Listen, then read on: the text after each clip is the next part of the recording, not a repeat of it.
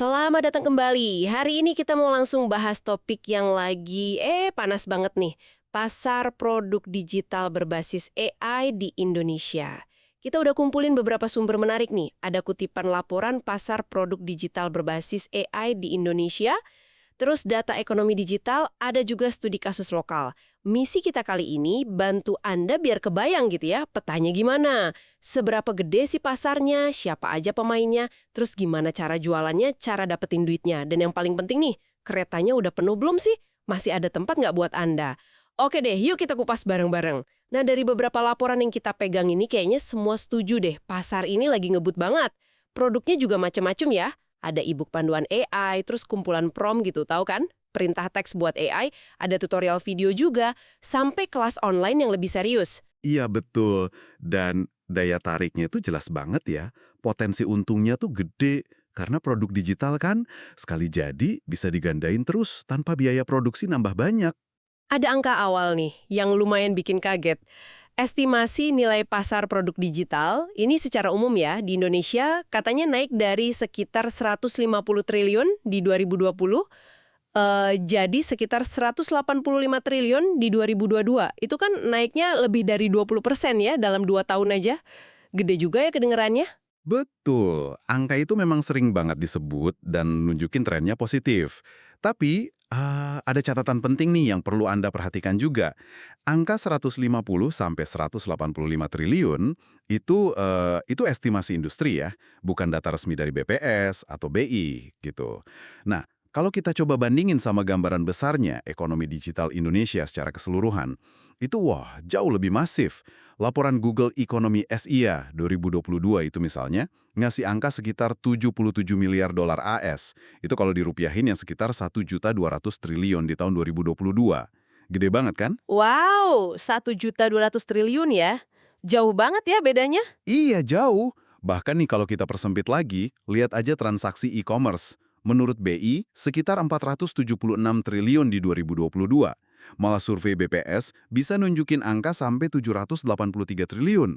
Belum lagi sektor media online ya, kayak streaming, iklan digital, game, itu kontribusinya sekitar 6 miliar dolar AS, atau 90 triliun lah. Oke oke. Jadi angka 185 triliun buat semua produk digital itu ya perlu dilihat sebagai bagian dari ekosistem yang lebih gede lagi. Ini juga nunjukin sih betapa pentingnya nanti ada data yang lebih spesifik, lebih transparan, apalagi buat segmen AI yang baru ini kan. Oke, poin bagus banget tuh. Jadi, meskipun angkanya perlu kita cermati, tapi pertumbuhannya tetap ada ya. Nah, apa nih yang bikin tumbuh? Beberapa sumber nyebutin ada kombinasi beberapa hal sih. Pertama, jelas internet makin nyebar luas. Terus perilaku konsumen juga berubah ya, makin nyaman belanja, belajar online, apalagi setelah pandemi kemarin. Betul. Dan tentu saja, faktor utamanya ya ledakan minat ke AI itu sendiri. Kebutuhan buat ngerti, buat pakai teknologi baru ini, itu bikin jutaan orang Indonesia nyari panduan. Nah, produk digital jadi solusi paling gampang kan? Sekarang kita lihat nih siapa aja yang main di pasar ini. Siapa yang jualan, siapa yang beli. Nah, ini dia. Nyari data spesifik penjual produk AI itu emang agak susah ya. Tapi survei e-commerce BPS 2022 itu ngasih sedikit petunjuk lah tentang penjual online umum. Ternyata mayoritas itu pelaku usaha mikro. Banyak yang non-formal gitu, jualannya lewat medsos atau WhatsApp. Oh gitu ya? Iya, pendapatannya juga rata-rata di bawah 300 juta setahun. Ini kan artinya bisa jadi ada ribuan, mungkin puluhan ribu ya, individu yang ikut jualan produk digital AI ini. E-book, template, kelas kecil-kecilan gitu mandiri. Iya, masuk akal sih. Sementara kalau dari sisi pembeli, nah ini potensinya luar biasa gede. Kita ngomongin puluhan juta orang Indonesia loh yang udah melek digital, udah biasa transaksi online. Ambil contoh aja platform kursus online lokal kayak Skill Academy. Akhir 2020 aja, mereka udah punya 3,8 juta pengguna. Wah, 3,8 juta ya, itu 2020. Iya, bayangin aja sekarang angkanya gimana. Udah lewat pandemi, yang bikin orang makin biasa belajar online, ditambah lagi hype AI ini kan. Data lain juga ada. Dari salah satu penerbit besar, penjualan e-book mereka katanya naik gila-gilaan. Lebih dari 200% di 2021, terus naik lagi hampir 200% di semester pertama 2022. Ini sinyal kuat banget kalau masyarakat makin mau dan mampu beli konten digital. Termasuk ya soal AI ini. Nah, ini nih bagian yang bener-bener kayaknya game changer ya. Momen munculnya ChatGPT akhir 2022 itu kayak nyulut api gitu ya. Minat orang ke AI langsung meledak. Banget. Langsung booming di mana-mana. Iya kan? Banyak kreator langsung gercep gitu nangkep peluang. Coba aja Anda iseng lihat di Shopee gitu, langsung banyak tuh produk kayak e-book 1000 perintah rahasia ChatGPT atau apalah kumpulan prompt G2. Iya, banyak banget yang gitu. Nah, munculnya produk-produk ini kan nunjukin respons cepat dari penjual.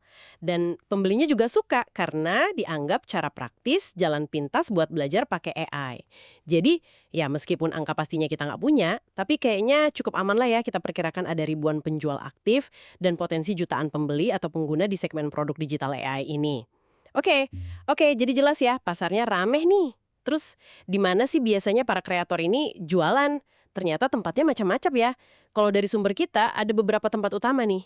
Mungkin yang paling gampang dijangkau ya marketplace e-commerce lokal kayak Shopee, Tokopedia. Iya, itu udah paling umum lah ya. Kenapa? Ya, jangkauannya gede banget di Indonesia. Bayarnya gampang. Udah pada biasa pakai e-wallet lokal. Bahkan ada yang bisa COD kan? Terus ada fitur promosinya juga. E-book, template AI murah-murah banyak di situ. Betul. Tapi ada juga kan kreator yang pengen bangun hubungan lebih dekat sama audiensnya. Atau nyari platform yang potongannya lebih kecil. Nah, di sini masuk platform khusus kreator lokal. Kayak Karya Karsa atau Link ID gitu. Mirip Patreon lah, tapi versi Indonesia. Oh, kayak gitu ya? Iya, jadi kreator bisa jual konten premium atau membership. Pembelinya bisa dukung langsung pakai rupiah. Ini bagus sih kalau targetnya pasar lokal yang loyal. Terus gimana kalau mau lebih gede lagi mainnya? Mau jangkau pembeli luar negeri?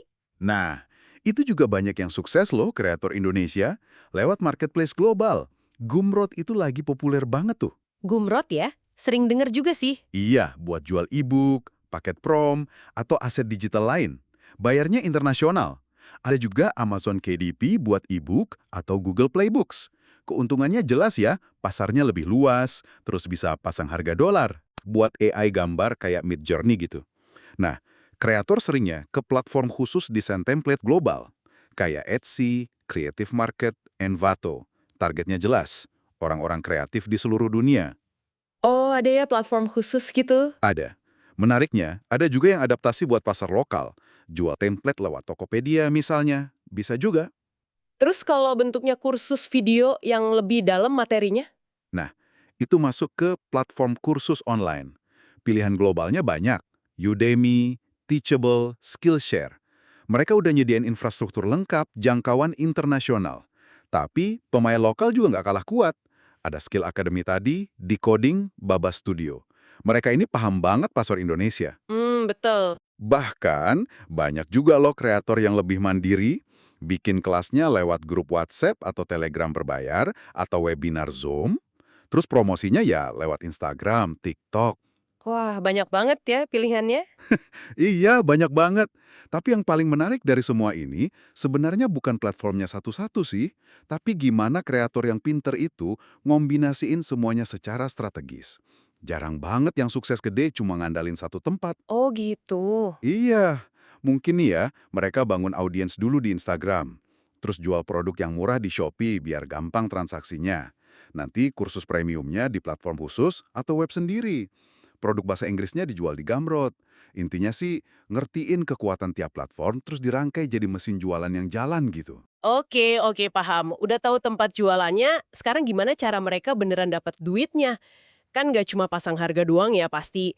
Ada macam-macam strategi nih yang kita lihat dari sumber. Kita coba kelompokin ya beberapa cara utamanya. Pertama, ada strategi buat ngedorong orang beli di awal. Seringnya pakai bundling. Jadi beberapa produk digabung jadi satu paket kasih diskon. Kayak e-book plus template gitu. Iya, biar value-nya kerasa lebih tinggi ya. Betul. Atau pakai harga promo pas launching dan pre-order. Harga perkenalan lebih murah di awal, biar orang buru-buru beli kan, ada urgency. Sekalian buat ngumpulin testimoni awal juga. Nah, terus ada juga strategi yang fokusnya buat bangun pendapatan jangka panjang. Di sini ada model langganan atau membership.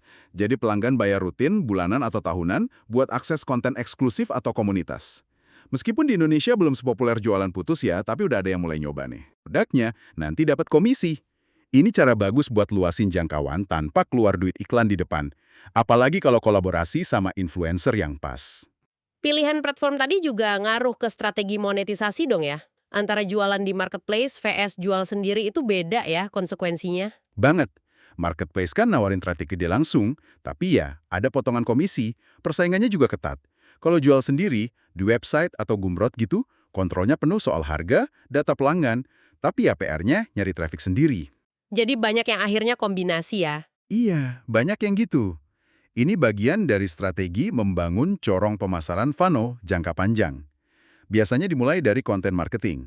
Kasih konten gratis yang bagus dulu, kayak tips AI di medsos, buat narik orang. Terus baru alirahin ke produk berbayar. Mungkin sambil ngumpulin email buat di-follow up. Oke. Selain itu ada lagi nggak? Ada juga monetisasi nggak langsung. Jadi mungkin kreatornya nggak langsung jualan produk AI, tapi dia bangun audiens gede dulu lewat blog atau channel YouTube soal AI. Nah, duitnya dapat dari iklan atau sponsor. Atau bisa juga dia jual produk digital murah, kayak e-book, tapi itu cuma pintu masuk. Nanti dia nawarin jasa konsultasi atau bootcamp AI yang harganya premium. Model premium lah intinya. Oh, jadi e-book murahnya itu kayak pancingan ya? Bisa dibilang gitu. Jadi kalau kita lihat gambaran besarnya nih, monetisasi yang efektif itu jarang cuma satu cara. Lebih kayak ngerakit mesin gitu. Tarik perhatian, kasih nilai awal, konversi jadi penjualan, terus jaga hubungan buat jualan lagi atau upselling. Ini soal ngebangun customer journey. Nah, ini dia pertanyaan yang paling ditunggu-tunggu nih kayaknya. Semua strategi ini beneran ngasilin cuan nggak sih? Berapa sih pendapatan benerannya kreator produk digital AI di Indonesia? Jawabannya? Wah, macam-macam banget ternyata.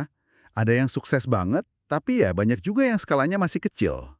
Iya, kita lihat spektrumnya ya. Di ujung atas nih, emang ada potensi pendapatan yang gede banget. Beberapa sumber nyebut ada kreator top, apalagi yang targetin pasar global lewat Gumroad gitu.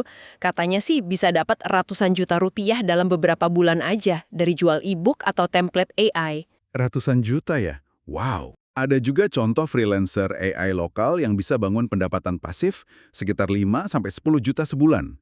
Itu dari aset digital mereka loh. Angkanya kan udah di atas UMR di banyak kota ya. Menariknya kan pendapatannya scalable. Bisa masuk terus tanpa dia kerja aktif per penjualan. Oke, itu yang di atas ya, tapi kan nggak semua gitu. Nah, benar. Di sisi lain spektrum, kita juga harus realistis. Ingat data BPS tadi. Mayoritas pelaku e-commerce, termasuk penjual produk digital, omset tahunannya masih di bawah 300 juta. Artinya, sangat mungkin banyak penjual individual produk digital AI ini pendapatannya ya masih di kisaran ratusan ribu sampai beberapa juta aja sebulan. Mungkin baru mulai, atau produknya belum viral aja. Tapi kan pasti ada dong cerita sukses yang asli dari Indonesia. Ada. Salah satu laporan nyebut studi kasus startup lokal namanya The Grab. Tapi bukan yang ojek online ya, ini beda. Tahun 2014, mereka berhasil jual ribuan lisensi tool digital mereka di pasar lokal. 2014 sudah laku ya? Iya, itu bukti kalau pasar lokal itu daya serapnya tinggi. Bahkan dari dulu. Contoh yang lebih baru nih, ada platform KBM Apps, aplikasi buat penulis pembaca. Itu udah diunduh lebih dari 1 juta kali. Dan yang keren, total pendapatan yang dibagikan ke kreator di sana katanya udah nyampe miliaran rupiah. Wah, miliaran. Serius nih? Serius, angka miliaran ini benar-benar nunjukin potensi bisnis yang nggak main-main di konten digital Indonesia. Oke. Terus soal pasar global versus lokal tadi gimana? Ngaruh ke potensi pendapatan ya? Ngaruh banget. Kreator Indonesia yang bisa nembus pasar global, misalnya freelancer AI di Fiverr gitu, datanya nunjukin bisa dapat 500 sampai 3.000 dolar sebulan, itu kan sekitar 7 sampai 45 juta rupiah ya. Mereka bisa pasang harga lebih tinggi pakai dolar. Nah, kalau pasar lokal, harganya harus lebih masuk akal, lebih terjangkau, tapi jangan remehin kekuatannya di volume. Maksudnya? Ya, e-book AI harga 100 ribu rupiah aja kalau viral terus laku ribuan kopi, totalnya kan bisa ratusan juta juga. Jadi potensi itu bisa datang dari margin tinggi di pasar internasional atau volume gede di pasar domestik. Dua-duanya bisa ngasilin. Jadi kalau ditanya berapa banyak sih yang beneran sukses, kayaknya berlaku hukum Pareto 80-20 gitu ya. Sedikit kreator dapat sebagian besar kue. Kemungkinan besar gitu. Mungkin 20% kreator nguasain 80% pendapatan. Tapi sukses kan relatif juga ya. Banyak kok kreator independen yang udah seneng banget bisa dapat tambahan beberapa juta sebulan dari hobi atau skill AI mereka di luar kerjaan utama. Udah dianggap sukses buat mereka. Benar juga sih. Sukses itu ukurannya beda-beda ya. Betul. Dan satu hal penting banget yang sering lupa soal produk digital, margin untungnya. Kan setelah biaya riset sama bikin produknya ketutup, biaya buat jual unit berikutnya itu hampir nol. Oh iya ya, nggak kayak produk fisik yang ada HPP per barang. Nah, itu dia. Makanya begitu satu produk digital itu viral atau laku keras, potensi profitnya bisa luar biasa karena sifatnya yang sangat scalable itu tadi. Oke, gambaran pasarnya jadi makin jelas nih, menjanjikan tapi juga kelihatan rame banget. Nah, ini bawa kita ke pertanyaan penting berikutnya nih. Pasar produk digital AI ini udah jenuh belum sih? Udah telat nggak ya kalau kita baru mau masuk sekarang? Jangan-jangan udah ketinggalan kereka nih? Pertanyaan bagus itu, dan sering banget ditanyain. Kalau dari data dan pengamatan industri yang kita lihat ya, jawaban singkatnya sih, belum. Oh belum ya? Kirain udah penuh banget nih. Belum.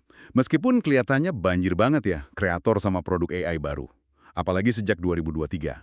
Tapi pasar ini secara keseluruhan dinilai belum nyampe titik jenuh.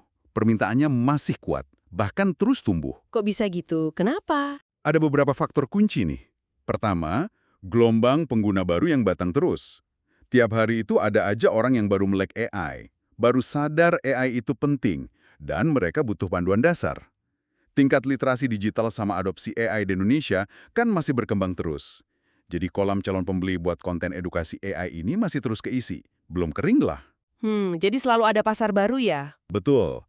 Tiap ada AI baru yang viral, itu langsung nyiptain permintaan lagi buat e-book atau tutorial dasarnya. Kedua, data pertumbuhan pasar yang masih positif. Kan tadi kita udah bahas ya, pertumbuhan penjualan produk digital umum itu masih 2 digit per tahun.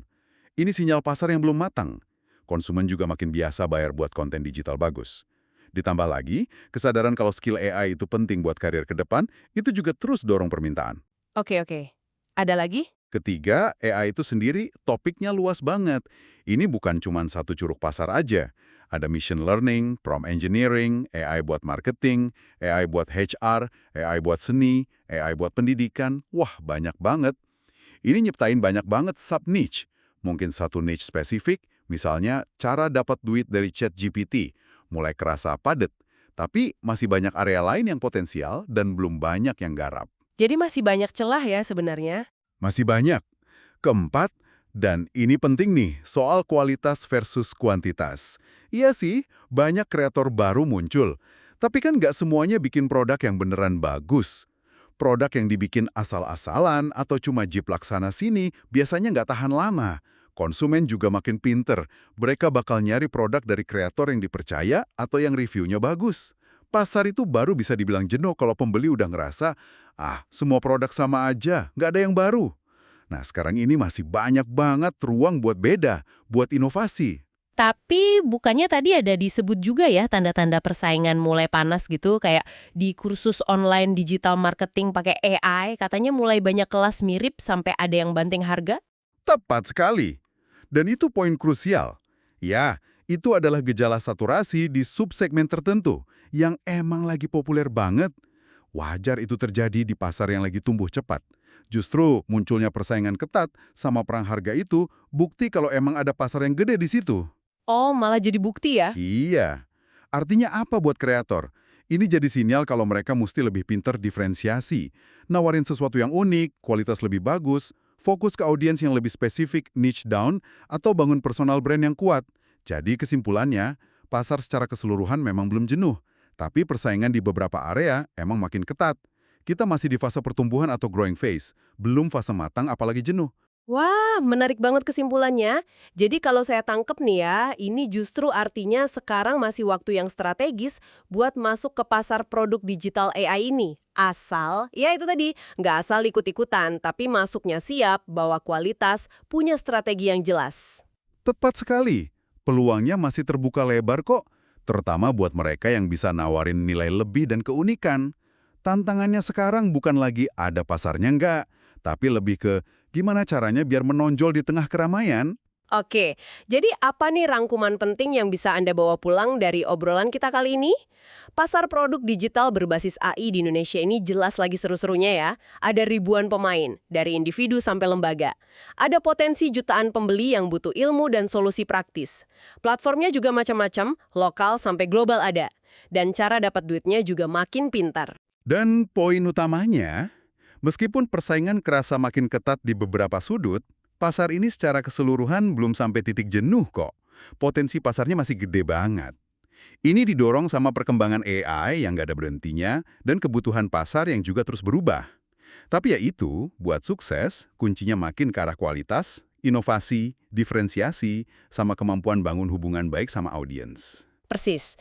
Nah, sebagai penutup nih, ini ada satu pertanyaan buat Anda pikirin lebih lanjut.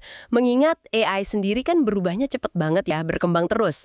Kira-kira nih, produk digital AI kayak apa ya yang bakal dibutuhin banget sama pasar 1 atau 2 tahun lagi, tapi mungkin sekarang belum banyak kepikiran atau dibuat sama kreator? Menarik tuh pertanyaannya. Iya kan? Sesuatu buat Anda eksplorasi lebih lanjut. Oke deh, terima kasih banyak udah nyimak pembahasan mendalam kita kali ini ya. Sampai jumpa!